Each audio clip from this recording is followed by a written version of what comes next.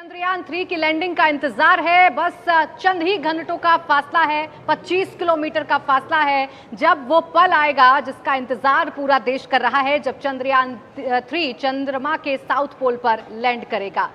चंद्रयान 3 की लैंडिंग के जो 18 मिनट हैं आखिरी, वो क्रूशियल क्यों हैं, उन्हें क्यों अहम बताया जा रहा है, ये मैं जल्दी से आपको बता देती हूं। चांद पर लैंडिंग के जो आखिरी मिनट हैं, जो आखिरी 18 मिनट हैं, वो बेहद अहम है। पहले स्टेप में जब चंद्रयान 3 लैंड करना शुरू करेगा तो जो उसकी स्पीड होगी वो 1683 मीटर प्रति सेकंड होगी और इसी स्पीड पर उसे 7.4 किलोमीटर की ऊंचाई तक उतारा जाएगा, जो कि हॉरिजॉन्टली मूव करता हुआ आपको नजर आएगा। फिर लैंडर की स्पीड को घटाकर 375 मीटर प्रति सेकंड किया जाएगा। यहां पर लैंडर विक्रम का ऑल्टीट्यूड होल्ड तय किया जाएगा, यानी इसे झुकाया जाएगा, इसे धीरे धीरे वर्टिकल लाया जाएगा। इसके बाद यान को 1300 मीटर की ऊंचाई तक लाया जाएगा। इसी हिसाब से चंद्रमा की सतह तक जाने की जो स्पीड है वो धीरे धीरे कम होती रहेगी और फिर 400 मीटर, फिर 150 मीटर, फिर 50 मीटर तक इसे लाया जाएगा और आखिर में 10 मीटर पर आने के बाद फाइनल लैंडिंग होगी। फाइनल टचडाउन पर लैंडर की स्पीड 2 मीटर प्रति सेकंड तक हो जाएगी, यानी कि इसकी जो स्पीड है उसे धीरे धीरे घटाया जाएगा। सेफ इसका टचडाउन हो, सेफ इसकी लैंडिंग हो, इसके लिए तमाम जो ज़रूरी कदम है वो हमारे वैज्ञानिकों की तरफ से उठाए जा रहे हैं। पल पल इसकी मॉनिटरिंग की जा रही है। ये देखा जा रहा है कि किस हालत में हमारा विक्रम लैंडर है और अभी तक जो जानकारी इसरो की तरफ से साझा की गई है उसके मुताबिक बिल्कुल ठीक हालात में है। चारों इंजन अच्छे से काम कर रहे हैं। अब बस इंतजार है सेफ लैंडिंग का, जब ये विक्रम लैंडर लैंड करेगा और उसके बाद जो प्रज्ञान रोवर है वो चंद्रमा के सरफेस पर उतरेगा और वो जानकारी दुनिया तक पहुंचाएगा जो शायद किसी देश ने अभी तक नहीं पहुंचाई है। ओम प्रकाश जी, क्यों चंद्रयान 3 इतना अहम है? ये क्यों कहा जा रहा है कि जो कोई नहीं कर सका पूरी दुनिया में वो भारत करके दिखाएगा? देखिए, ये तो आपने 1969 से शुरू हुआ जब अमेरिका ने पहली बार भेजा था, तब सिर्फ मिट्टी लेके आए थे। आज यहाँ तक पहुँच गया। हमारे चंद्रयान 1 ने पानी की खोज की और अब साउथ पोल पर ये सबसे अहम इसलिए है कि उस तरफ अभी कोई भी कंट्री नहीं पहुँचा। तो अगर हम इस हमारे लिए अवसर है कि हम पहली बार पहुँच रहे हैं और वहाँ की जो पानी की क्या अवेलेबिलिटी है या मिनरल्स हैं, और ये भी है कि हाइड्रोजन हीलियम 3 जो कि बहुत जरूरी है। इसके लिए हमारे न्यूक्लियर फ्यूल में उस काम आता है। तो इन सारी चीज़ों की अगर हम वहाँ पर पहुँचते हैं तो ये आगे जो और भी जो सर्च है जो हमारा रोवर करेगा, हाँ। इन सारी चीज़ों के लिए वो अवसर हमें मिलेगा। इसलिए ये सबसे ज़्यादा इम्पॉर्टेंट हमारे लिए बहुत ज़्यादा हो गया है कि और हम पहले बनेंगे। देखिए, हम पहले बनेंगे, यही जो खुशी है, यही जो गौरवान्वित कर देने वाला पल है, ये आज आप हर एक हिंदुस्तानी के चेहरे पर महसूस कर सकते हैं। हर एक हिंदुस्तानी को ये भरोसा है कि हिंदुस्तान वो आयाम छूकर दिखाएगा जो पूरी दुनिया में कोई भी देश, बड़े से बड़ा देश छूकर नहीं दिखा पाया है। रिंटू जी, ये पूरा एक्सपेरिमेंट किस तरीके से हो रहा है, ये चंद्रयान कैसे चल रहा है? आपने बड़े विस्तार से हमें समझाया कि जो आखिरी के 18 मिनट हैं, जो आखिरी के कुछ मिनट्स हैं, वो कितने क्रूशियल होंगे। लेकिन हम मिशन ऑब्जेक्टिव्स की अगर बात करें, और 3 ऑब्जेक्टिव इसके जिस तरीके से बांटे गए हैं, पहला ऑब्जेक्टिव सेफ लैंडिंग आपने बताया, लेकिन जो दूसरा ऑब्जेक्टिव है रोवर मूविंग ऑन सरफेस, ये किस तरीके से होगा और ये कितना महत्वपूर्ण होगा? क्या इंटरेस्टिंग फैक्ट्स इसके रहेंगे? हाँ, जैसे कि आपने बोला है कि इसमें 3 मिशन ऑब्जेक्टिव है।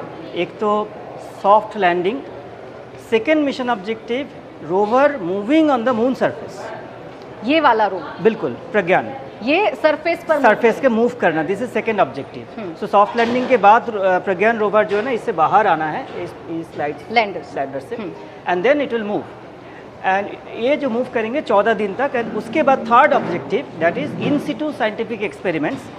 इन सिटू साइंटिफिक एक्सपेरिमेंट्स मतलब ऑन साइट, यहाँ का जो भी एक्सपेरिमेंट्स करना है यहीं पे जाके करना है, उसको बोलते हैं इन सिटू एक्सपेरिमेंट्स। उसके लिए यहाँ पे 6 साइंटिफिक सेंसर्स लगे हुए, डिवाइसेस लगे हुए, 4 इसमें हैं विक्रम लैंडर पे, 2 प्रज्ञान पे है। ये जो विक्रम लैंडर है इसमें लेकिन 4 सेंसर, 4 साइंटिफिक इंस्ट्रूमेंट है ऑलरेडी। वो 4 में से क्या क्या काम करेंगे मैं बताता हूँ। अच्छा, एक मिनट बीच में आपको टोक रही हूँ। जब ये अलग हो जाएगा, स्लाइडर के जरिए रोवर सरफेस पर आ जाएगा, उस वक्त इसका भी काम रहेगा साथ के साथ? बिल्कुल बिल्कुल, एक साथ, दोनों एक साथ टैंडम से। ये जो प्रोगैन रोवर है ये कम्युनिकेट ओनली इसके साथ कर रहा है। ये डायरेक्टली डेटा नहीं भेज सकते हैं, ये विक्रम रोवर को भेजेगा। विक्रम रोवर से अर्थ को कांटेक्ट होएगा, it will contact through this only. जो एक्सपेरिमेंट्स प्रोगैन करेंगे, इसके पास 2 साइंटिफिक इंस्ट्रूमेंट्स है, दोनों इसको बोलते हैं कि मटेरियल उसमें क्या है, चांद पे क्या मटेरियल्स हैं उसकी जांच होएगी, एंड स्पेक्ट्रोस्कोपिक एनालिसिस बोलते हैं इसको। 2 टाइप का स्पेक्ट्रोस्कोपिक एनालिसिस है। दोनों टाइपिक स्पेक्ट्रोस्कोपी, एक तो मटेरियल के लिए है, जो एलिमेंट क्या है, एलिमेंटल पार्टिकल्स क्या है उसके बारे में, और उसकी फोटोग्राफ भी, उसकी पिक्चर्स भी ले सकते हैं। इसको स्पेक्ट्रोस्कोपिक एनालिसिस बोलते हैं। इसमें 2 जो सेंसर्स लगे हुए, एक है alpha scattering spectroscopy, another is laser breaking spectrogram. ये 2 है इसमें। 2 विक्रम में 4 हैं, उसमें से एक जो है वो मून की जो फिजिकल प्रॉपर्टीज़ को जांच करेंगे। थर्मोफिजिकल प्रॉपर्टीज़ क्या है कि टेम्परेचर वेरिएशन कैसे हो रहे हैं, उसकी ट्रांसफ़र एक पॉइंट से और दूसरी पॉइंट में कैसे हो रही है, वो एक सेंसर जांच करेगी। सेकंड सेंसर जो है सिस्मिक एक्टिविटी, ये जो लैंड कर रही है, सेंसर्स की बात कर रहे हैं आप? विक्रम की हाँ। इसकी तो दोनों ही जो है ना स्पेक्ट्रोस्कोपी बेस्ड। यहाँ पे लेकिन 4 डिफरेंट टाइप का सेंसर है, और इसकी जो लैंडिंग साइट जो है एग्जैक्टली साउथ पोल नहीं है, इसको साउथ पोल से थोड़ा सा हटके है, 79 डिग्री फ्रॉम द इक्वेटर। मतलब अगर 90 में अगर बोलेंगे साउथ पोल है, ये 79 डिग्री पे है ये लैंडिंग हो रही है। 79 डिग्री पर इसकी लैंडिंग हो रही है। हाँ, जो हम लोग बोल रहे हैं ना साउथ पोल पे लैंड कर रहे हैं, ये लेकिन साउथ पोल पे एग्जैक्टली लैंड नहीं कर रहे हैं। ठीक, ये इक्वेटर से अगर 90 डिग्री में जाए उसको बोलेंगे साउथ पोल।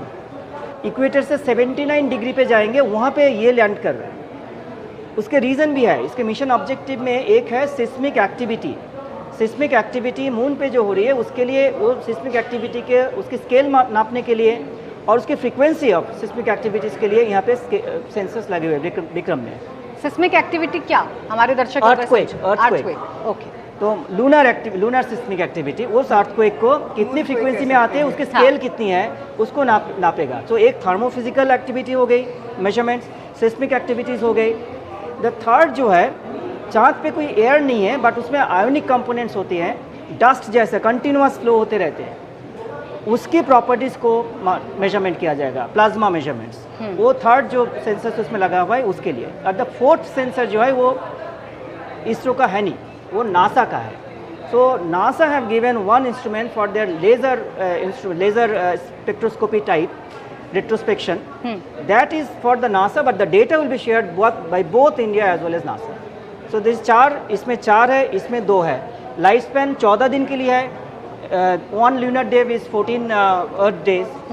14 दिन के बाद क्या होगा, लूनर नाइट में जो है टेम्परेचर इतना कम हो जाता है, -200 ऑलमोस्ट टचेस। तो this high likely this equipment जो है काम पे नहीं रहेगा। पर 14 दिन के बाद फिर लूनर डेज में हो सकते हैं कि इसमें battery life still there and still it will be able to activate. So that whatever we get that's a bonus, लेकिन 14 दिन के लिए इसकी लाइफ स्पैन है एज ऑफ नाउ।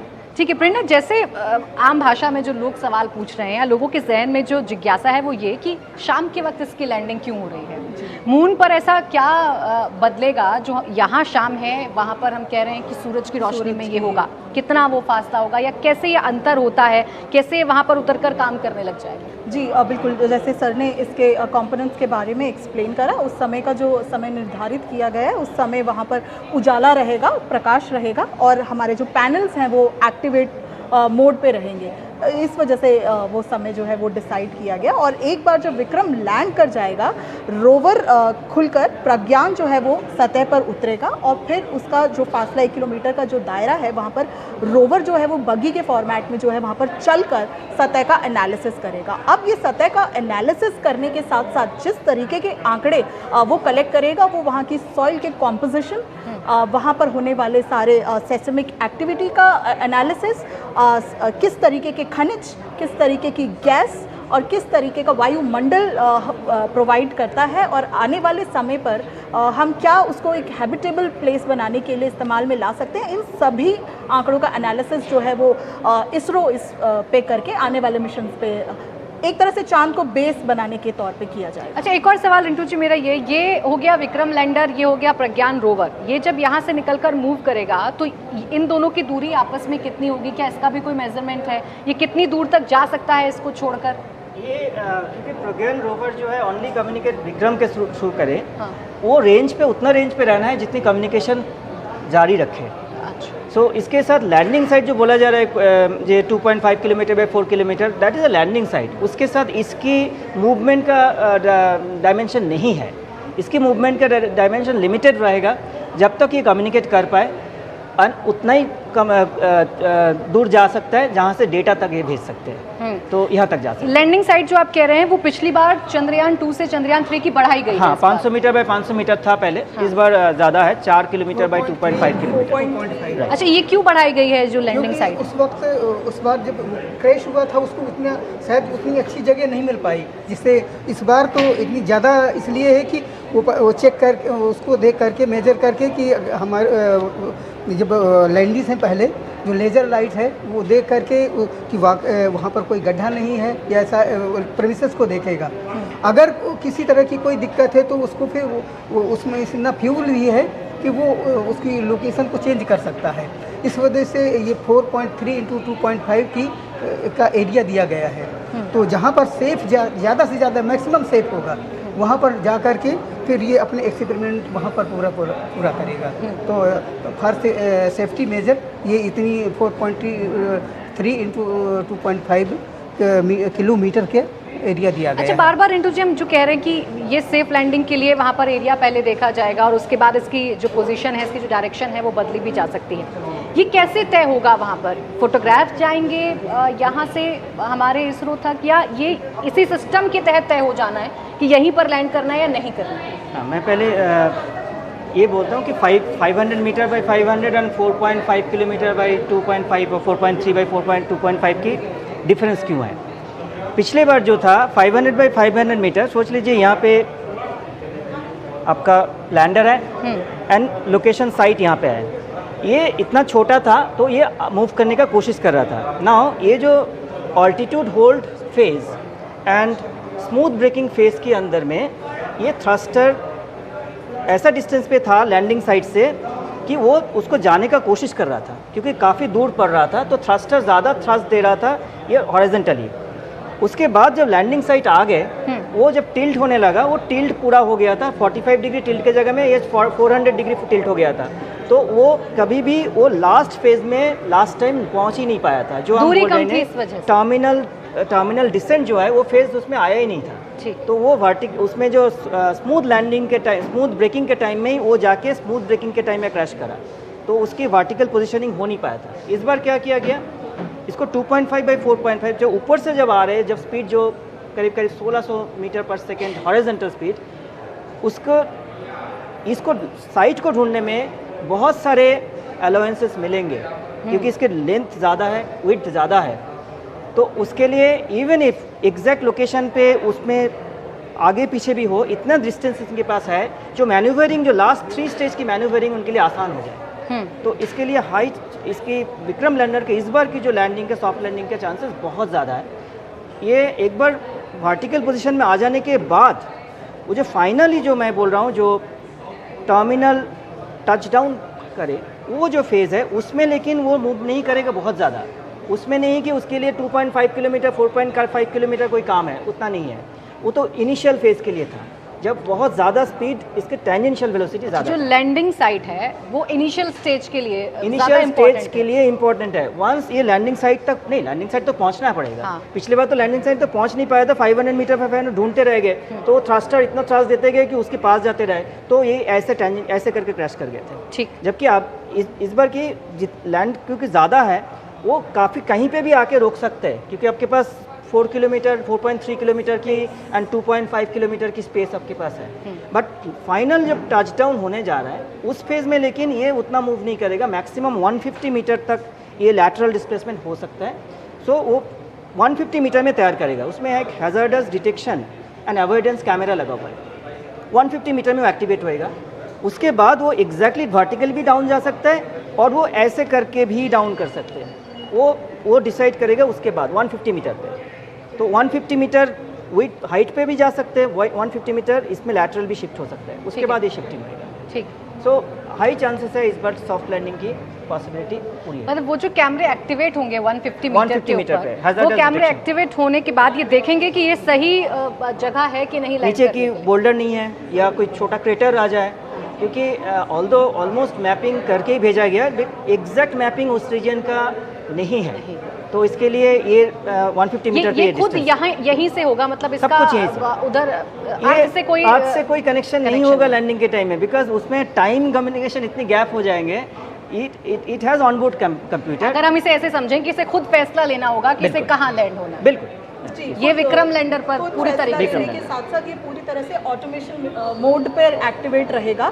अब आगे का काम जिस हिसाब से इसको प्लान किया गया है, प्रोग्राम किया गया है, उन सारे कंपोनेंट्स का उस समय पर एक्टिवेट होना और एल्गोरिदम को बिल्डअप करने पे सॉफ्ट लैंडिंग का पूरी तरह से निर्भर करेगा। पिछली बार क्या कैलकुलेशन गड़बड़ हो गई थी जो इस बार हम कह रहे हैं कि वो हमारी सारी कैलकुलेशंस बहुत अच्छी हैं, बहुत स्ट्रांग हैं, जिसलिए पॉसिबिलिटी बहुत ज़्यादा है कि सॉफ्ट लैंडिंग होगी, सेफ लैंडिंग होगी। जी बिल्कुल, जैसे अभी सर ने बताया कि जब हम लैंडिंग की तरफ को बढ़ेंगे उसी समय का जो है दायरा बढ़ा दिया गया है, तो उससे हमें थोड़ी सी और स्टेबिलिटी मिल जाती है कि हम सॉफ्ट लैंडिंग जो है वो अच्छे तरीके से कर सकते हैं और खतरा थोड़ा सा रिड्यूस हो जाता है। जो पिछली बार का समय था, आई थिंक 30 सेकेंड कुछ का था, जो रिड्यूस करके अब 10 सेकेंड कुछ का कर दिया, तो हमारे पास समय जो है इसको थोड़ा सा और ज़्यादा घटा दिया है। और साथ ही हम लास्ट मिनट चेंज भी कर सकते हैं, शिफ्ट का भी हमारे पास इस पर विंडो रहेगा। अगर लास्ट मिनट कोई इस तरह का संकेत आता है कि ये राइट टाइम नहीं है या कोई इसके अलावा कोई और जगह पर हमें उतरना है, तो वो सारे फैसले भी जो है चंद्रयान 3 का विक्रम लैंडर जो ले सकता है। ठीक है। सॉरी, थ्रस्टर जो लगे हुए हैं इसमें, थ्रस्टर का जो मैन्यूवरेबिलिटी बेटर है इस बार।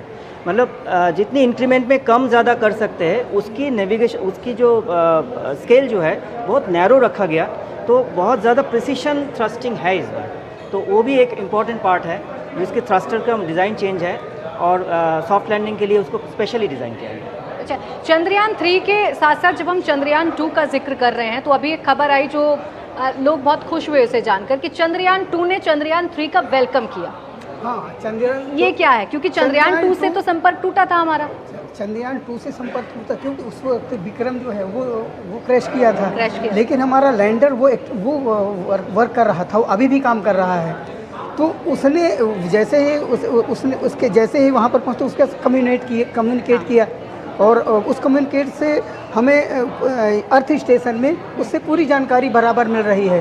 तो ये एक बड़ी खुशी की बात है कि हमारा जो 4 साल पहले 2019 में हमारा जो ऑर्बिटर था, वो अभी भी काम कर रहा है। वो इस वक्त इस बार की लैंडिंग में वो काम हो रहा है, क्योंकि वो उसके साथ में कम्युनिकेट करके पूरी सारी इंफॉर्मेशन अर्थ स्टेशन को भेज रहा है। और अभी भी तो ये एक बड़ी खुशी की बात है कि हमारा उस वक्त का पूरा फेलियर नहीं था। हमारा ऑर्बिटर तो काम कर ही रहा था। और इस बार ये इसके लेग्स भी स्ट्रांग, काफ़ी स्ट्रांग है। साथ में इनका फ्यूल भी ज़्यादा है कि जैसे कि तो ये सारी 2-3 चीज़ें एक्स्ट्रा हैं पिछले बार से। तो हमारे अगर इनके इंजन भी बंद हो जाएं या कोई अगर एक लेग भी ख़राब हो जाए, वैसे ख़राब नहीं होना चाहिए क्योंकि काफ़ी स्ट्रांग है, तब भी हमारी लैंडिंग होगी, यानी 100% लैंडिंग होकर रहेगी। ठीक है। जैसा अभी सर समझा रहे थे चंद्रयान 2 के बारे में, अगर हम इसी मॉडल से समझें और हम कह रहे हैं कि चंद्रयान 3 का वेलकम हुआ, चंद्रयान 3 का वेलकम चंद्रयान 2 के ऑर्बिटर ने किया, कैसे किया, वो कहाँ पर है जिससे हमारे विक्रम लैंडर का संपर्क हुआ या वेलकम हुआ, वो कैसी सिचुएशन है, क्या हुआ है एग्जैक्टली? देखिए, चंद्रयान 2 के डेटा तो ज़रूर एनालिसिस किया गया डिज़ाइन करने के पहले।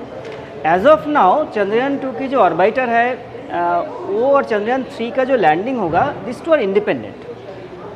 दिस टू ऐसा नहीं कि वी आर डिपेंडेंट कि वो जो ऑर्बिटर जो डेटा दे रहे हैं उसके ऊपर ये अभी डिपेंड कर रहे हैं, इसके ऊपर डिपेंडेंसी नहीं है, उसकी डेटा ऑलरेडी एनालिसिस हो चुका है।